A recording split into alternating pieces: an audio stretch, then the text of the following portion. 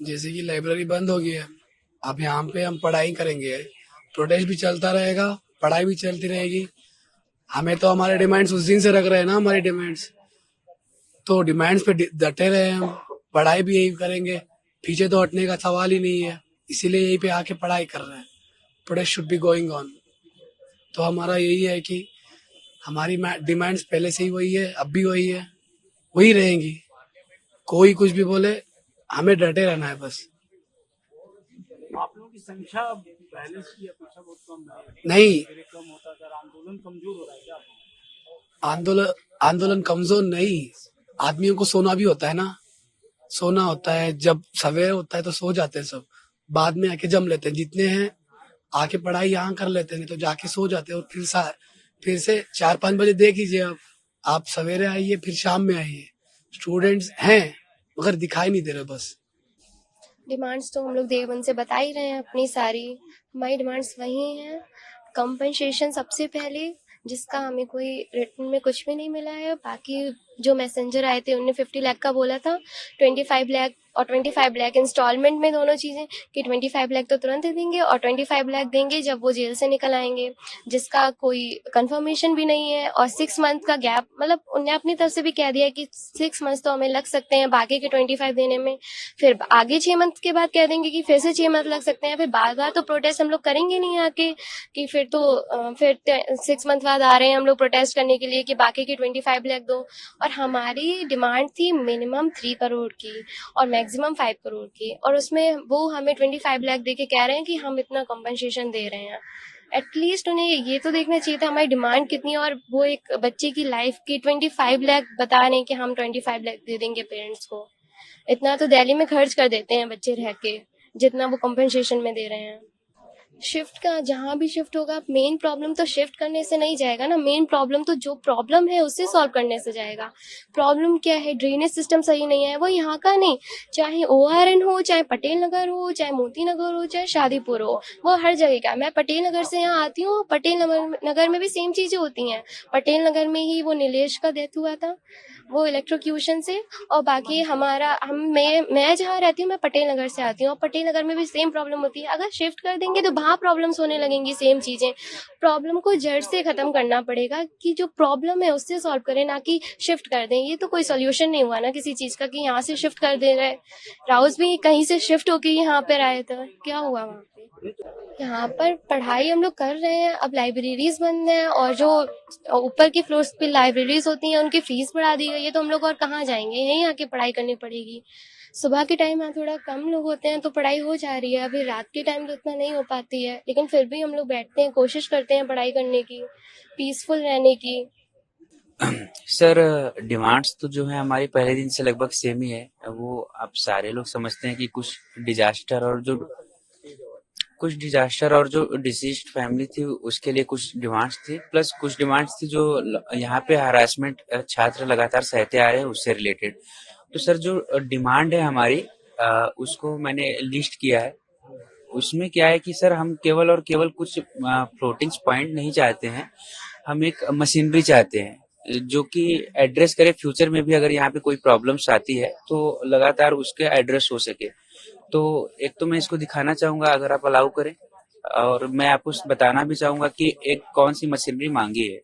तो हमारे सारे पॉइंट्स में एक एक करके पढ़ता हूँ। पहला जो कंपनसेशन की बात हुई थी, कंपनसेशन अमाउंट 3 करोड़ है, जिसके ऊपर एक कंसेंसस बना है सारे लोगों का। तो मैं चाहूंगा कि जो गवर्नमेंट ऑफिशियल्स है वो प्लस कोचिंग के साथ मिलकर वो किसी तरह डिसाइड करे कि जो अमाउंट है उस पर पहुंचा जा सके। दूसरा, यहाँ पे जो डिजास्टर हुआ था उसकी अकाउंटेबिलिटी सेट करने की बात की गई थी। तो उस पे अब तक जो भी कदम लिए गए हैं उस पे मोस्टली तो अब तक हम लोग सेटिस्फाइड हैं, क्योंकि कुछ ऑफिशियल्स हैं जिनका सस्पेंशन और निर्वासन हो चुका है।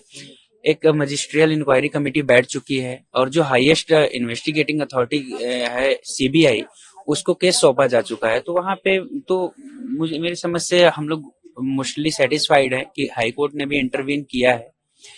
तीसरा था कि राउज IAS जो कोचिंग है वो बच्चों को कंपनसेशन प्रोवाइड करे। जो बच्चे अभी फंसे थे, सर्वाइवल्स थे, उनको तो 100% रिफंड मिलना चाहिए। बाकी भी जिनका जितना कोर्स कंप्लीशन हो चुका है उनको उस हिसाब से कुछ रिफंड मिलना चाहिए और मिलना ही चाहिए। बाकी कोचिंग वाले उनको अकोमोडेट करने के लिए तैयार हैं, जैसे कि नेक्स्ट आईएएस ने भी कहा, वाजीराम ने भी कहा कि उनके स्टूडेंट जो हमारे यहाँ पढ़ना चाहते हैं पढ़ लें, वो ठीक है। लेकिन उन्होंने राव में पैसा दिया था, तो अगर वो राव छोड़ना चाहते हैं, जो कि डरे ही भी हुए हैं, तो उनको कंपनसेशन मिलना चाहिए, रिफंड मिलना चाहिए राव की तरफ से। पांचवा पॉइंट था कि जो Delhi coaching educational central control and regulation draft bill आ रहा है दिल्ली गवर्नमेंट ने, उसको सजेशन के लिए तो खोला है, लेकिन हम चाहते हैं कि there should be an immediate release of the draft of that bill. उसका ड्राफ्ट रिलीज हो जाएगा तो हम उसके एक एक पॉइंट को पढ़ सकेंगे कि उसमें क्या क्या प्रोविजंस हैं, कैसे हैं, तो उसके हिसाब से हम उसमें फर्दर क्या क्या हो सकता है उसमें मांग कर सकते हैं। ठीक है। उसके अलावा कुछ था सर कोचिंग इंस्टीट्यूट से रिलेटेड बातें, तो उसमें हम ये चाहते हैं कि जो रेशनलाइजेशन ऑफ फीस हो collected by UPSC coaching institute, और भी चाहते हैं कि कोचिंग जो फीस लेती है उसके अंदर ही बच्चों को कोचिंग जो है उसके अंदर ही बच्चों को एक legal life insurance certificate and health insurance provide करें। इसके अलावा सर हम ये बहुत ही इंपॉर्टेंट एक पॉइंट है, हम ये चाहते हैं कि जितने भी commercial and non commercial UPSC या कोई भी एजुकेशनल कोचिंग इंस्टीट्यूट हो, सेंटर हो, ऑफिस हो, क्लासरूम हो, या कोई भी एजुकेशन रिलेटेड एंटिटीज हो, जैसे लाइब्रेरीज भी एक एजुकेशन रिलेटेड एंटिटीज होता है, अगर वहां के किसी भी प्रीमाइस में 100 या उससे ज्यादा स्टूडेंट्स रहते हैं तो एक फायर मार्शल की हमेशा व्यवस्था होनी चाहिए।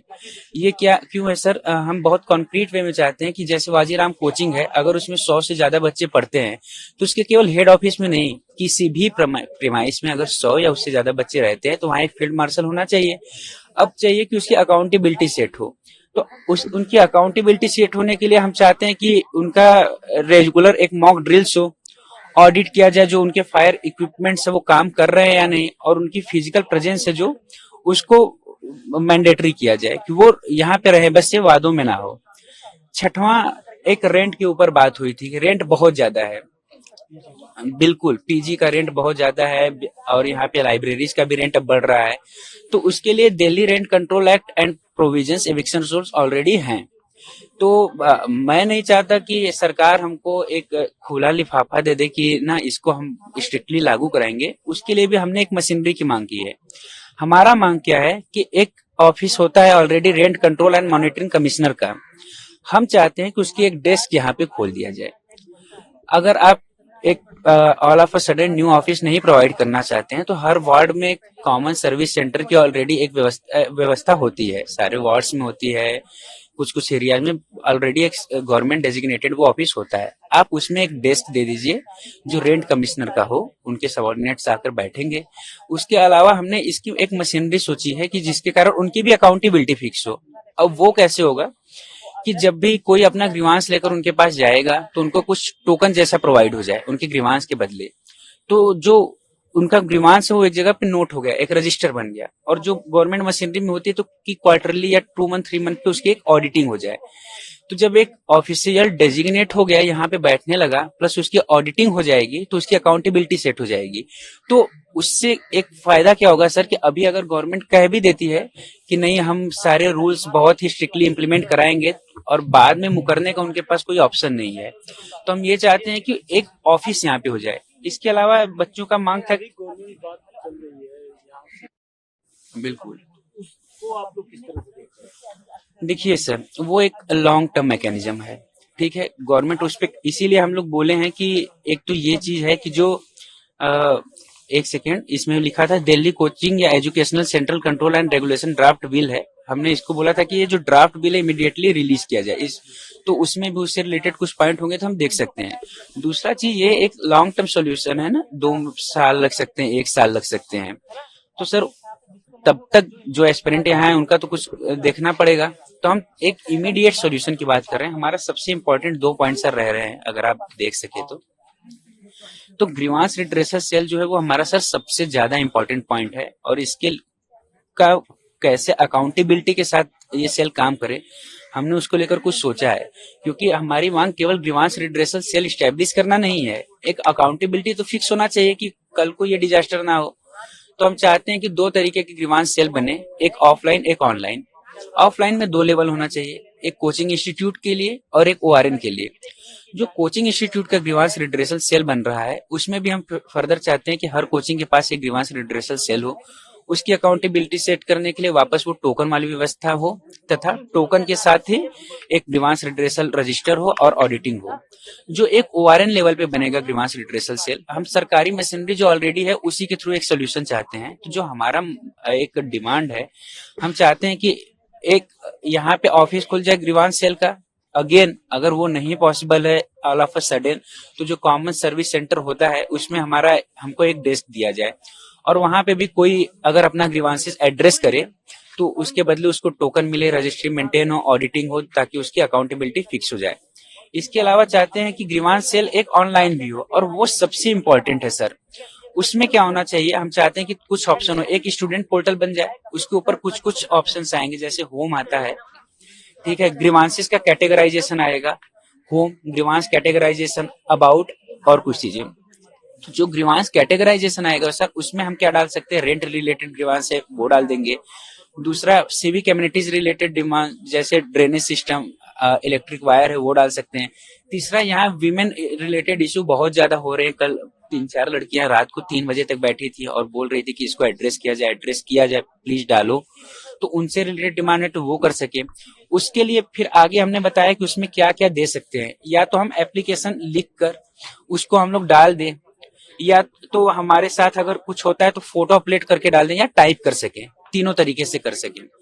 इसके अलावा हमने क्या सोचा एक कि जो वो पोर्टल बने उसमें एक ऑप्शन रेंट कमिश्नर का भी हम डाल सकते हैं। उससे क्या होगा कि अगर रेंट कमिश्नर का कॉमन सर्विस सेंटर में भी आप डेस्क नहीं दे सकते हैं तो हमने वहां भी सरकार को एक सहूलियत दी है कि आप एटलीस्ट उस पोर्टल पे डाल दीजिए, और फिर तो ये कर सकते हैं। और लास्ट एक हमने वो बोला है, जो हमारा लास्ट हमारे तरफ से है, जो बहुत जरूरी है, एक्सेस टू पब्लिक प्रोसिक्यूटर, कि अगर इन सारों के बीच में भी नेक्सस बन जाता है तो जो वो पोर्टल होगा उस पे एक ऑप्शन और पॉपअप होना चाहिए, एक्सेस टू पब्लिक प्रोसिक्यूटर। वो भी हम कुछ नया नहीं मांग रहे हैं, डिस्ट्रिक्ट में पब्लिक प्रोसिक्यूटर बहुत सारे होते हैं, वहां पे एक नंबर पॉपअप हो जाएगा, 15-20 उसमें से छात्र किसी के पास भी चला जाएगा। तो ये एक तरीका है। ये अगर कुछ चीजें इमीडिएट बेसिस पे कराना है तो वो सबसे ज्यादा जरूरी है, उसमें से पब्लिक प्रोसिक्यूटर का और ग्रीवांस सेल को वो चाहते हैं। एक लास्ट लाइब्रेरी से रिलेटेड है सर ओआरएन के अंदर 90% लाइब्रेरीज बेसमेंट में ही है, उसको बंद करना असल में तो हमको सोल्यूशन नहीं दिखता अभी इमीडिएट बेसिस पे। तो एडमिनिस्ट्रेशन से एक डिमांड है सर, सारी नहीं, एटलीस्ट 20% लाइब्रेरी जो पानी भरने वाले एरिया से दूर है, एनओसी जल्द से जल्द लाया जाए, उसमें 10-12 पॉइंट मिलाया जाए कि ये सेफ्टी के इश्यूज कंसर्न्स है, ये एग्जिट होना चाहिए, वो होना चाहिए। जो सारी जो बेसमेंट से लाइब्रेरी चली तो एनओसी मिल भी गया है, बंद भी कर दी है, जी ये तो आप लोगों की डिमांड तो मान ली जाएगी। नहीं, कुछ तो बंद की गई है ना, लेकिन एक्चुअली ब्लैंकेट बैन करना, मैं कह रहा हूँ कि यहाँ के छात्रों के हित में नहीं है ना, पढ़ने हम लोग आए थे ना, तो मैं ये कह रहा हूँ कि एनओसी देकर जो लोग उसकी मेजर्स को फॉलो करते हैं, सेफ्टी मेजर्स को, उनको खोली जाए, 100 में सिर्फ 10 को खोली जाए, क्योंकि यहाँ लाइब्रेरीज है नहीं, छात्र पढ़ेंगे कहाँ। जो फर्स्ट फ्लोर सेकंड फ्लोर पे हैं उनके प्राइसेस 6,000-7,000 हो चुके हैं। अगर बच्चे चले भी जाएं तो सर सारे एकोमोडेट हो नहीं पाएंगे, क्योंकि पहले 150 लाइब्रेरीज थी, अब 5 बची है। तो ब्लैंकेट बैन की जगह मैं चाहूंगा कि जो लोग पानी वाले एरिया से दूर हैं, एटलीस्ट उसमें क्या हो कि एक एनओसी देकर गवर्नमेंट चालू कराए, व्यवस्था वापस खोलनी ही होगी पढ़ने के लिए।